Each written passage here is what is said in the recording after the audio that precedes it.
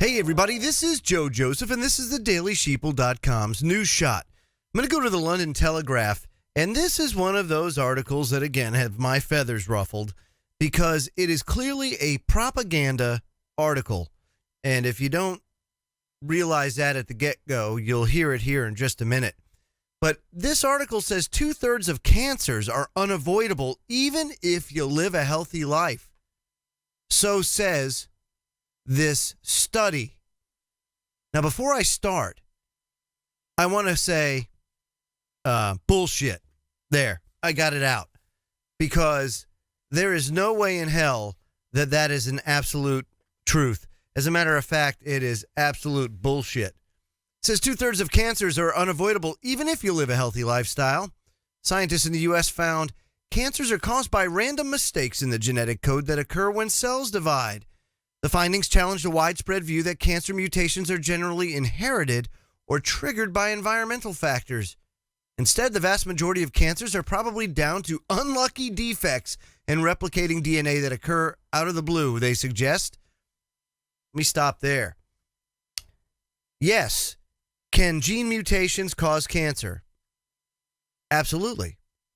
However, that is not the reason why most people get cancer. Yes, gene mutations do occur. However, it's been proven and shown that one of the major reasons why, and there are many reasons why, cancer has exploded here in the United States to 1 in 2 males and 1 in 3 females.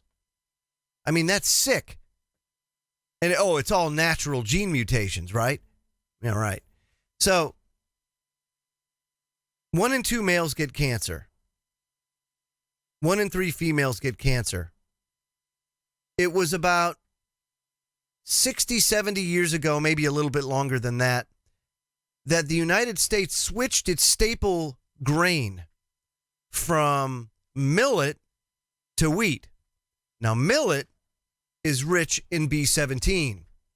Vitamin B17 is an anti-cancer vitamin that's been proven to show and have promising results in fighting back cancer, and in some cases even beating it. We have engineered B17 out of our diet. We get very little of it. There's a country or a community of people that live over in the Himalayan mountains where their staple, let's just say their most revered thing is the apricot kernel. It's their currency. It's a delicacy. It's something that's revered in their community. They also have a lifespan of about 120 years old. Apricot kernels are rich in B17. Very, very good at fighting cancer.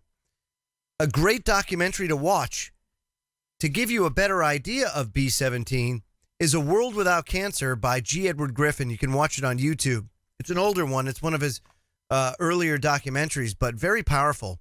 The commercial name for B17 is something called Laetrile that was banned by the FDA years ago. And Laetrile treatment was labeled quackery by the medical profession because they said it showed no promising results. However, there's plenty of testimony of people that have beaten cancer with B17 as a treatment. Not to mention the fact that we have GMO foods now that have wreaked all sorts of havoc on our systems, engineering things like pesticides into the food. And then, of course, we ingest them, we eat them. Oh, there's nothing wrong with that. We have saturated our environment with radio frequencies of different spectrums, but we bathe ourselves in radiation on purpose, all for the culture of convenience. This is not because of random gene mutations. I will say that it's because of the change in our environment that we have done to ourselves that may be causing the gene mutations, and therefore they're saying that 2/3 of cancers are unavoidable because of gene mutations. Yes, but what is causing the gene mutations? And if you take a look at that, it's what we've done to our environment. And it's how we've changed our diets. We don't eat good things anymore. And then we don't eat enough of the right good things on top of that. We bathe ourselves in radiation constantly. We subject ourselves to pesticides and other chemical agents on a daily basis, on purpose. So it should be no surprise that cancer has blown out of proportion.